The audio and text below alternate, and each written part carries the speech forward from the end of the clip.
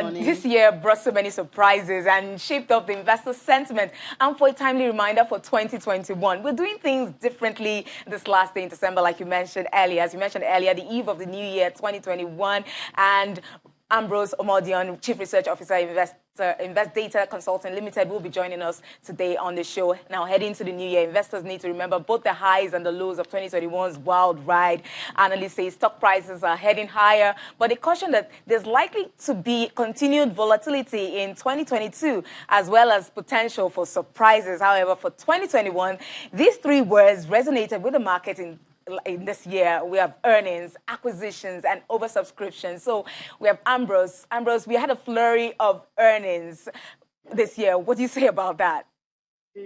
Actually, you see, the market for 2021 was a mixed market and also a lot of sentiment also in the market. But at the end of the day, as you just said, the three words that really drove the market or shaped the market was the earnings, acquisition, and also oversubscription in terms of primary market activities. But the good thing is that the earnings that came from corporate companies were really impressive. And that also is a sign for investors that if your company where you invested money has kind of produced a good number, you support their payout at the end of the year. Put the number that came from Vitafoam during the week also as an insight of what has happened for their own financial ended September. Vitafoam is declaring 1 naira 50 kobo against 70 kobo they paid the previous year. This is more than 100% growth in their own dividend for the year.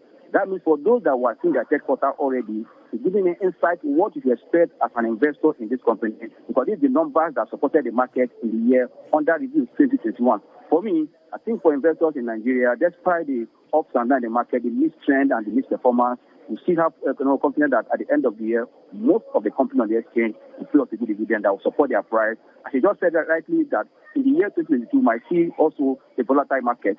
Then, we also had acquisitions. Acquisitions was yet another word that bounced around in 2021. What would you say? How would you say the words shaped the market and influenced investors' sentiments in the market? Yeah, I will tell you it was a good thing for the Nigeria Stock Exchange or the economy at large, because most of the companies coming together, they are becoming a larger and a bigger company that will support their bottom line at the end of the day. Not only that, as the news of the merger and acquisition was just in the market, prices of these stocks were also creeping when the investor was trading the sentiment, trading the news.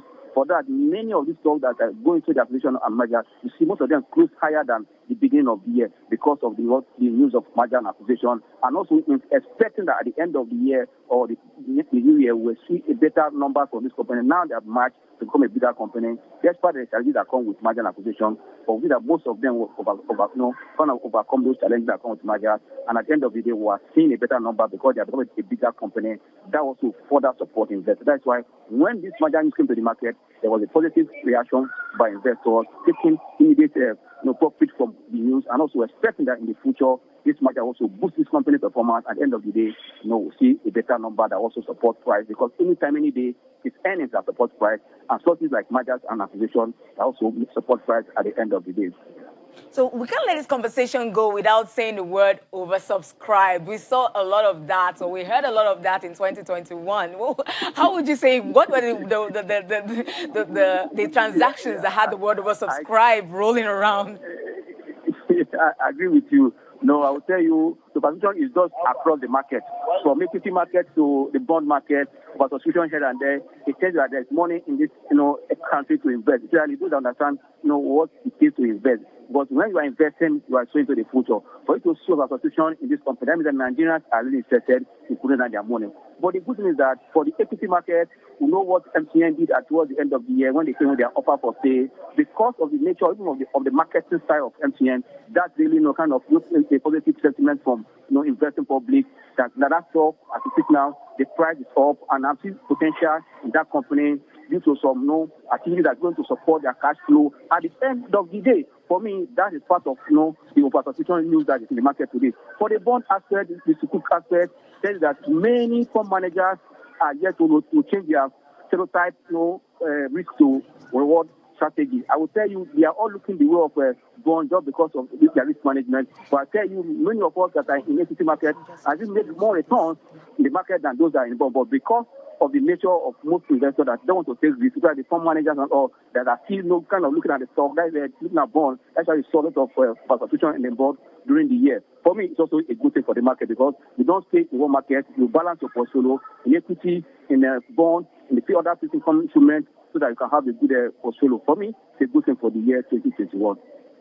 We're looking for more wins in 2022 and hoping to see more oversubscribed and probably more mergers and acquisitions to consolidate the market. Thank you so much, Ambrose Omordion. Is the Chief Research Officer at Invest Data Consulting Limited. So we're just going to end with the market yesterday. We had a bullish run yesterday, slightly up 0.01%. And we're hoping that this performance, this is the end of the last day of 2021. We're hoping that we start, 2022. Maybe today's trading will be positive. We start 2022 on a positive note as well.